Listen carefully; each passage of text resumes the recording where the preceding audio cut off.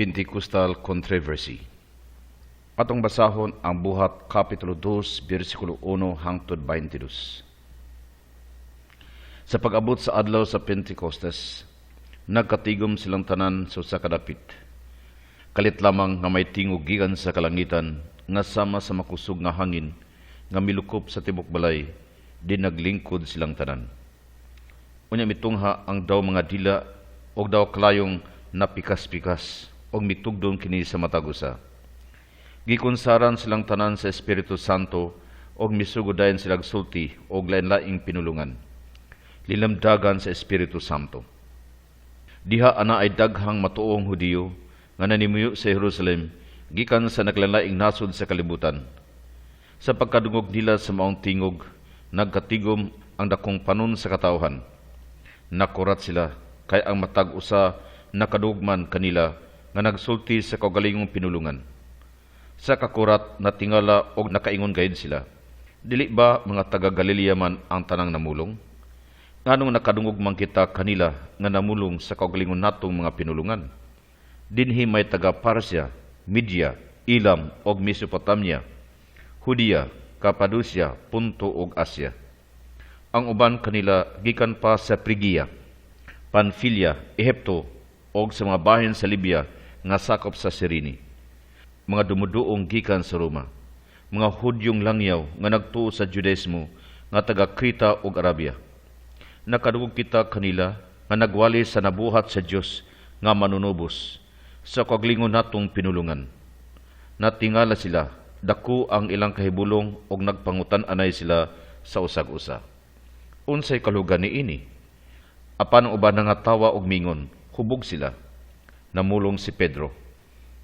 Unya si Pedro mibarog uban sa napulog usa ka mga apostolis o sa dakong tingog namulong. Mga taga-Hudiya o mga langyaw nga niya karon dinhi sa Jerusalem. Pataling hugi ako, sa kwahi sa iyong pagtuo, dili sila manghubog. Alas 9 pa lamang sa buntag.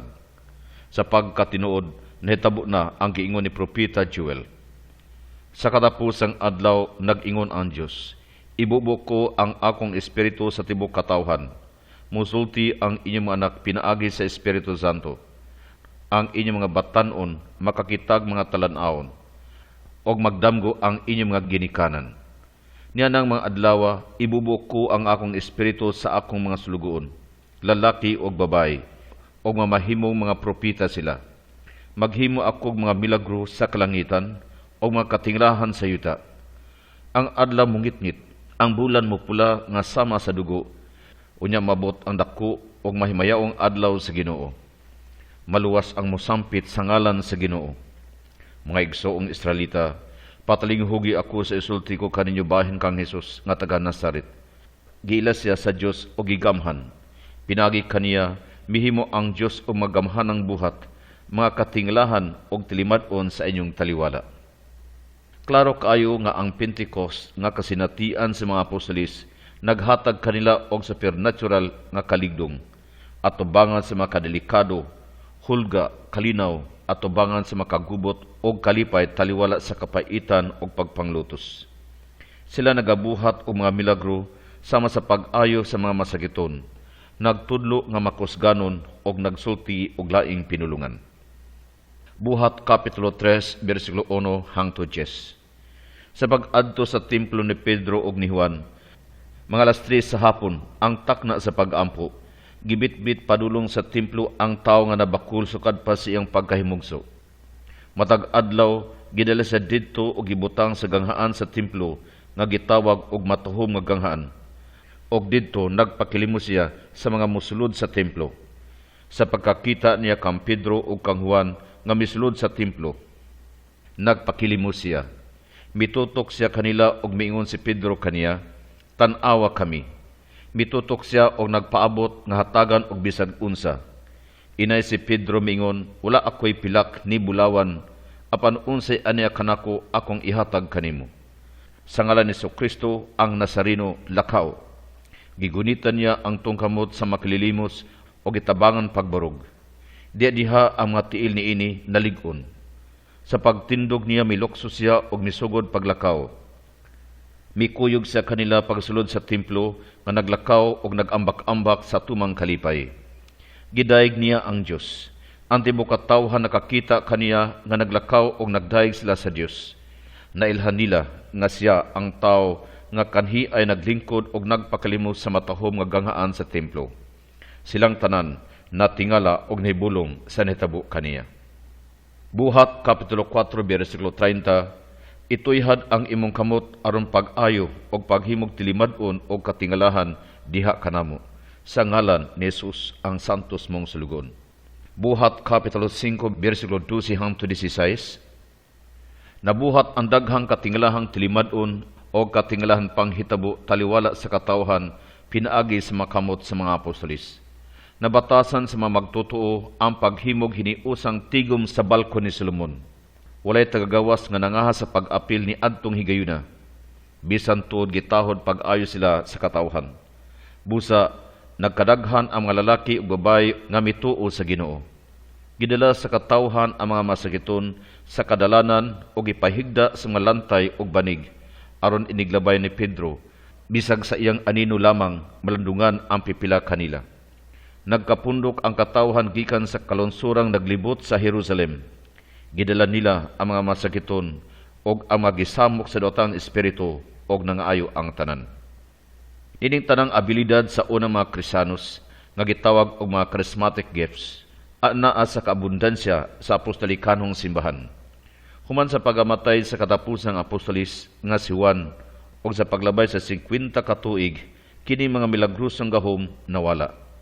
Ang pagpanagna o pagsulti og laing pinulungan di na madunggan gawas lamang sa pipila ka mga santos. Karon na ay Katolikong Pentecostals nga binuso nga naay bag-ong pagbubo sa Espiritu Santo uban sa mga karismatikong mga gasa diha sa Katolikong simbahan. Mosab kini ang ipinagsulti sa mga modernong Pentecostal nga mga sikta nga naa na kini mga 70 katuig ang milabay. Usa ka Hiswitang scholar nga si Father John Hardon misaysay sa sinugdanan sa modernong Pentecostalismo. Isip usa ka klase nga protestanteng Kristyanismo, ang Pentecostalismo masubay ngadto sa pagministro ni Edward Irving mga tuig 1792 to 1834 nga usa ka pastor sa Presbyterian Church sa London. Siya nakasaksi sa pagsulti og laing pinulungan o pipila ka kaso sa pagpang-ayo didto sa Glasgow, Scotland. Iya kining gibalita sa iyang pagbalik sa London nga kun ang mga tao mag-ampo sa masubsob, sila usab mapuno sa gasa sa espiritu. Wa nadugay ang iyang mga parokyano nagsugod sa pagsulti og laing pinulungan og nanagna. Sa tuig 1832, si Edward Irving nagtukod siyang kaugalingong congregation. Ang iyang mga disipulo gitawag nga Irvingites o wa nadugay gisundan sa laing mga congregations sama sa Quakers, Shakers ug Mormons ug ubang mga sikta nga parihas nagasangyaw nga mga external signs gikinahanglan nga kabahin sa Kristiyanos nga pagtuo ug kasinatian. Sa United States adunay doctrinal divisions nga gipakita sa mga sumusunod ni John Wesley. Ang magtutukod sa Methodism nga wala kaayo nagpakabana sa insaktong pagtuo. Ang gitaghan nga pagtagad mao ang kasinatian sa pagbag-o ug ang pagbati sa presensya sa Espiritu Santo. Sa diha nga ang mga Wesleyan holiness nga mga grupo naghatag og gibuk-aton sa bunyag sa Espiritu Santo, sila nakighiusa sa mga disipulos ni Irving og dinhi hinataw ang modernong Pentecostalismo. Ang Pentecostalismo naghatag og gibug-aton sa bunyag sa Espiritu Santo. Kini nagagikan sa doktrina ni Wesley may tungod sa kinatibuk-an nga pagkabalaan o sanctification. Ang mga Puritans nagtuo sa proseso sa mga Kristiyanos nga pagkabalaan nga dili maabot ni ining kinabuhia kay kini makab-ot lamang human sa kamatayon. Si Wesley nagduso sa posibilidad nga ang mga tumutuo makakab-ot og hinanali og kompletong pagkabalaan sa bisag unsang panahon nining kinabuhia. Bisan tuod si Wesley wala na wad-i sa pananaw sa hinay-hinay nga pagtuo diha sa grasya bisan diha sa mga hingpit nga mga kalag ang iyang paggamit sa pulong nga sanctification nga bot niyang ipasabot ang kompletong pagkabalaan mo'y hinungdan sa kalibog sa iyang mga sumusunod. Sumala sa earliest Pentecostalist, ang mga Kristiyanos nga nakasinati na sa pagbag-o mo'y kinahanglan sa kaluwasan, mangita sa kaduhang blessing. Kinilain og mas makusganon nga kasinatian nga nagtuman sa mga tumutuo sa ilang kinatibuk-an nga pagkabalaan o kini nagtugot kaniya sa paggiya sa kinabuhi nga moral nga kahingpitan nga walay pagsamok sa kahiladmang gamot sa kasalanan.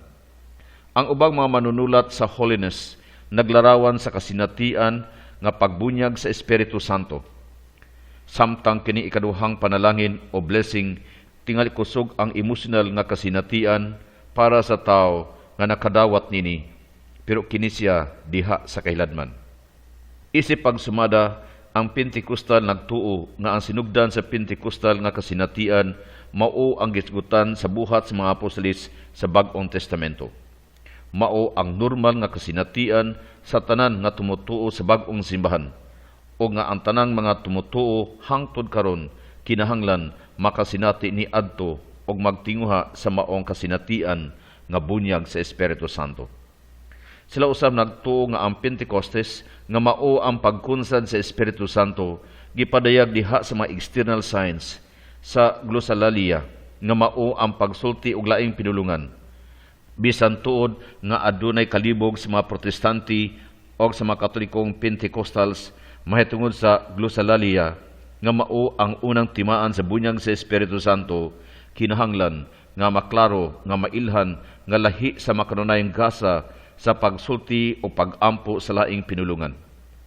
Mura ang kadaghanan sa traditional Pentecostals dili mo ila sa genuine nga bunyag sa Espiritu Santo, hangtod nga kini inubanan sa pagsulti og laing pinulungan. Angayon nga timan-an nga ang Pentecostalismo mitubo sa tibuok kalibutan. Sila nagpasiyatab tungod kay ang ilang movement mitubo o kinikusog kay sa ubang mga Kristiyanos nga denominations. Gikinahanglan ang kita masayod niini. Una, Pentecostals nga gibahin ngadto sa 200 ka mga Protestanteng religious bodies ug ang pinakadako mao ang Assembly of God. Ikaduha, ang Neo-Pentecostals diha sa major Protestanteng mga grupo nagpromote sa Pentecostal spirituality sa ilang congregations. Si Father John Hardon S.J. nag-ingon siyang address ngadto sa annual conference sa mga clergy sa Archdiocese of New York nga naay nag-ingon nga tugutan lang ang Pentecostal movement mo padayon og tan-awon kung unsay mahitabo. Pero dili kini ang pinakamaayo nga tradisyon sa Christian Prudence. Kung ang Pentecostalism karon mao ang giduso sa Gnosticismo, Montanismo o Illuminismo, dili nato kalabyon ang paghatag kanila og moral judgment sa mga tao pero maghatag og judgment sa idoliya. Kining idoliya nga mao ang Oneness Pentecostalism spirituality dili kini incompatible sa heretical nga doctrine sa Gnosticos og Montanista sa bag-o pa ang simbahan og ang Illuminista sa Reformation period nga nakasinati sa enthusiasm nga gitawag og Pentecostal nga kasinatian nga mao ang kasinatian sa presensya sa Dios nga kaniadto mahitungod sa pagtuo o karon mo na ang inadlawng kasinatian.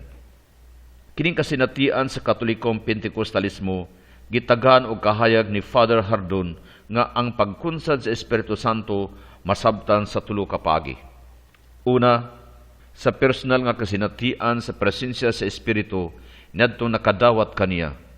Ang kalidad ni ining pag-abot gisaysay pero kini nagalangkob ni ining internal nga kasinatian nga mao ang lahom nga pagbati sa kalinaw sa kalag, sa pagmaya sa kasing-kasing, ang pagwagtang sa makabalaka o kaguol, ang hugot nga pagtuo, ang devotion sa pag-ampo, kalinaw sa pagbati, sense of spiritual well-being, og ang tumang kaluoy og sa kanitibukan ang pagbating kasuod sa Dios nga wala sukad masinati kaniadto. Ikaduha, uban niining internal phenomena nga nakaambit niini dili natural mao ang external nga pagpadayag nga nasaksihan sa uban nga mao ang pagsulti og laing pinulungan, ang gasa sa pagpanagna, ang gahom sa pag-ampo nga nasgutan diya sa buhat sa mga apostolis o sa mga sulat ni San Pablo. Ikatulo, nining duha ka kasinatian, ang internal o external nga kasinatian, mao ang kadasig nga gihatag sa espiritu sa pag-communicate nining mga gasa ngadto sa ban. Normally, ang tao nga napuno sa espiritu mao ang channel nining communication. Nahimo siyang minsahero nining espiritu ngadto sa ban og nining kaikag sa pagbuhat, nining papel sa pagka-misyonero mao ang kabahin sa kausaban nga ang Diyos nung pagbisita nakaepekto kaniya. Ang yantiman-an nga ang Katolikong Pentecostal nga mga grupo naghimo og mga panagtigom kasagaran sa college campus, parish halls, o sa mga pribadong panimalay. Kining Pentecostal nga panagtigom nagpakita nining mosunod nga mga kalihukan. Una sa tanan, ang mga miapil mag-ampo sa kinakaugalingon diha sa kahilom. Ikaduha, unya ang mga membro sa asemblea mag-ampo sa pasalamat o pagdaig. Ikatulo, unya na ay mubasa sa teksto sa Biblia o unya na ay improvised spontaneous prayer pinasikan sa mga teksto nga gibasa. Ikaapat, unya na ay mukanta o bisan kinsa pwede mo apil. Ikalima, unya na ay mupadayag sa ilang mga testimonya sa mga panghitabo kanila o kasinatian sa Diyos ng pagbasaylo, kaluoy o presensya. Kadaghanan sa ipaambit ang mahitungod sa di katuhuan nga pagkaayo. Ikaunom, nay membro nga saklit lamang maghinay-hinay nga mag-awit sa malingwahe nga wala mailhi. Ikapito, ang uban mag-ampo alang sa interpretasyon o ana ay membro nga mohatag og interpretasyon. Ikawalo, posible nga naitaw nga managna.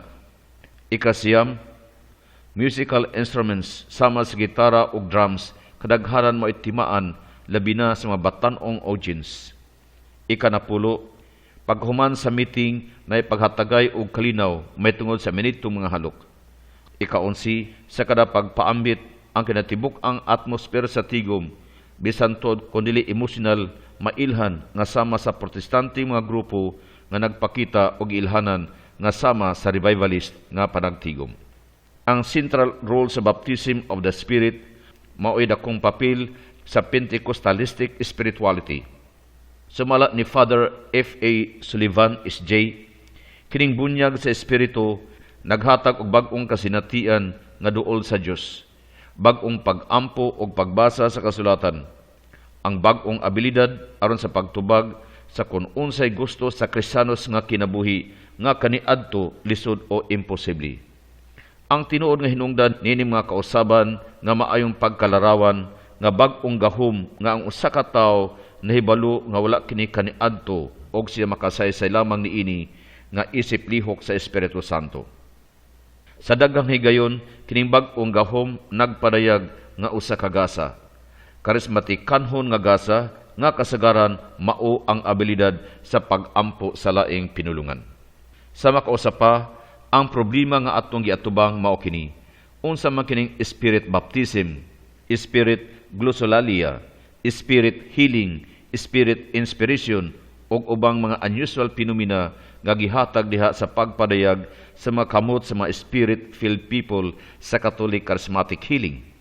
Sa 1971, si Arsobispo nga karon Cardinal na Timothy Mani sa Los Angeles naghatog og pastoral letter nga klaro nagpahimangno sa mga Katoliko mahitungod sa hinubrang emotionalism og nagpangita sa mga charismatic kanhong pagpadayag og nagpangita sa katinuod sa kalihukan sa espiritu diha sa bunyag.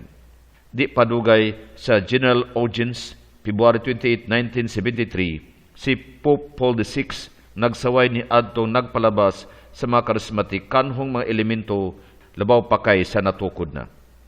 Busa anaa ang pagpangita sa espirituhanong basihanan og dinhi anaa ang energy nga nagdasig ni adtong nakasinati nga anaa siya sa kiusahan sa Dios uban sa espiritu. Unsa may atong masultin ini? Ang atong masulti mao kini nga kini usa ka delikado kay kini nag-abanti ngadto sa kaugalingong sugyot nga maghatod ngadto sa espirituhanong sayop. Ang mga bantugang espirituhanong manunulat og teologian sa Katoliko sama sa mga doktor sa simbahan nga sila si St. John of the Cross, Teresa of Avila, nga makununayon nga nagpahimangno mahitungod sa mga spiritual seduction, espirituhanong pangilad o ang kaugalingong panglila diha sa mga espirituhanong mga gasa. Sa lain nga pagkasulti, ang mga masters sa espirituhanong kinabuhi nagpakita sa contradiction sa bag-ong Pentecostalist spirituality nga naghatag og gibugaton sa mga makitang timaan sa Dios ng presensya ug buhat. Natural lamang nga nining panahon sa acute spiritual confusion, pagduha-duha o kabalaka nga ang mga kalag nangita sa espirituhanong katagbawan o seguridad o nagpaklaro sa Kristiyanos nga ang mga dugma diha sa kasinatian sa kinabuhi pero daghang delikado dinhi. Ang literature sa Pentecostal nag-admitar sa mga sayop, sipyat nga pagsabot, kasaypanan o kaguliyang nga nag-uban diha sa espirituhanong kaikag nga nagpadayag sa anti-hierarchical o anti-institutional church. Dugang pa ni ining epekto, ang bunyag sa bata gibaliwala kay may pabor sa baptism of the Holy Spirit nga theologically makalibog. Ang Katoliko na sayod nga ang tao nga nakadawat sa sakramento sa bunyag nagapuyot na karon diha sa kinabuhi sa grasya ug wala giubanan sa ekstraordinaryong tilimad-on. Sa pagkatinuod ang sakramento sa bunyag og kumpirma gipaubos isip second class status kay ang gitagaan og gibukaton mao ang baptism of the Holy Spirit. Ang pagsulti og laing pinulungan nga gisangyaw sa mga Pentecostal nagbaton og tilikanhong kabugaton. Sa buhat Kapitulo 2 versikulo 1 hangtod 22, ang gasa sa pagsulti og laing pinulungan mao ang pinakasiguro nga milagrosong tilimad-on. Pero si San Pedro ug ang ubang mga apostolis nagsulti og mga pulong nga masabtan sa mga tao sa laing mga nasod. Ang ilang gasa sa pagsulti og laing pinulungan dili bisag unsay pinulungang gilitok diha sa panagtigom. Ang 1 Corinto Kapitulo 14, ang laing pinulungan nga gilitok, pinulungan nga masabtan. Si San Pablo nagpadayag nga ang mga lingwahe nga wala mahibaw-i gituyo sa Dios ngadto sa dili tumutuo. Busa maunsa man ang mga pulong nga di masabtan maiya sa Dios nga wala kini naghatag og pagpasabot. Si San Pablo nagpadayag nga ang pagsulti og laing pinulungan ubos sa gasa sa pagpanagna ug gani gusto niyang musulti og 5 ka pulong diha sa simbahan nga masabtan kaysa napulo ka mga laing pinulungan nga wala masabti. Yang giawhag ang taga Korinto nga motubo. Kung adunay pagsulti og laing pinulungan, naay pagbadlong nga walay musubra sa duha nga musulti, ang pinakadaghan tulo og sila dili magdungan og naay usa nga muhubad o kung walay muhubad siya pahilumon din ang iyang espiritu makikistorya sa Dios diha sa kahilom. Kadaghanan ang pinakaimportante sa Pentecostal mao ang pagsulti og laing pinulungan sumala sa buhat Kapitulo 2 versikulo 1 hangtod 21. Pero kini nga pag-angkon mahugno tungod kay ang mga Bible scholars nagtudlo nga ang unang Pentecostal nga kasinatian para kadto sa mga apostolis ug wala gipaambit sa 120 ka mga Kristiyanos sumala sa buhat Kapitulo 1 versikulo 15 ug versikulo 17. Nining panahon na mibarog si Pedro at tubangan sa katilingban, mga 120 katao. Giisip siya nga among kauban o gitawag aron pag-ambit sa among pag-alagad. Ang mahitungod sa modern revival sa gasa sa pagpanagna diha sa biblikanhong pagpasabot, dili kini tanto mahitungod sa pagpanagna, kundi mahitungod sa maisugong pagsangyaw mahitungod kang Kristo. Ang nakita nga diha sa Catholic Pentecostal nga panagtigom nga giapilan sa daghang mga protestante ang mga katolikong doktrina dili maisgutan sama sa mahitungod sa papasya, ang makitang kayusahan sa simbahan, ang debosyon ngadto kang Maria, ang pagpasinungog og intercession sa mga santos, ang tinuod nga presensya ni Kristo diha sa Eucharistia. Kini wala na isguti. Gani gisuppressed o gipugnan tuod kay lagi ang mahitungod sa ecumenical togetherness. Ang Catholic Pentecostal nga nakabaton sa kasinatian sa Espiritu Santo sa hinanali o instant mysticism, pero ang kinabuhi sa mga santos magtudlo kanato nga ang ekstraordinaryong grasya sama sa sensitibong pagsabot sa Espiritu Santo mahatag pero kasagaran human sa grabing espirituhanong pagpangandam sama sa pagsimba, pagampo, mabungahong pagdawat sa mga sakramento, pagpuasa o ang ubang lihok sa pagpenitensya. Ang Pentecostalism dili lang kay kini usa ka movement. Ang timan-an nga ang ending sa pulong mao ang ism o I-is-im o ism o kini nagpadayag og idolhiya. Tungod niini, ang gituohan nga extraordinaryong nga gasa mohatag og natural nga pagpadayag. Bisan tod kung kini makahatag og kahupayan sa bang mga tao, kini naghatag og bag-o og bugat nga isyus diha sa pagtuong Katoliko. Daghang mga tao naghisgot mahitungod sa pagdihog. Ang ubang mga tao mobati nga adunay kainit diha sa ilang mga kamot o naay sensasyon diha sa ilang mga abaga. Bisan tod kung kining pagdihog tinuod, pero kini wala na panginahanglan. O kinahanglan nga bantayan nga kini wala mo tumaw sa psychological nga panginahanglan o sa panginahanglan sa kagalingon aron mailhan. Usa sa mga issues mao ang charismatic pretensions nga sila na bag-o na spiritually, bisan tod kung wala. Ang charismatic wala sa posisyon nga mokumpara sa ilang kagalingon sa ilang kasinatian sa mga santo sa Dios. Kasagaran mo sipyat sa pagsabot tungod kay si Satanas makahimo og mga signs and wonders aron sa pagsalaag sa mga pinili og mohimo og illusions sa espirituhanong kaayo aron matuman ang iyang yawanong tumong. Mateo Kapitulo 24, versikulo 24. Kay ang mga Kristong bakak o mga mining propita manungha, maghimo sila mga milagro o katingalahan nga sarang makalimbong bisan sa mga pinili sa Dios kung mahimo pa.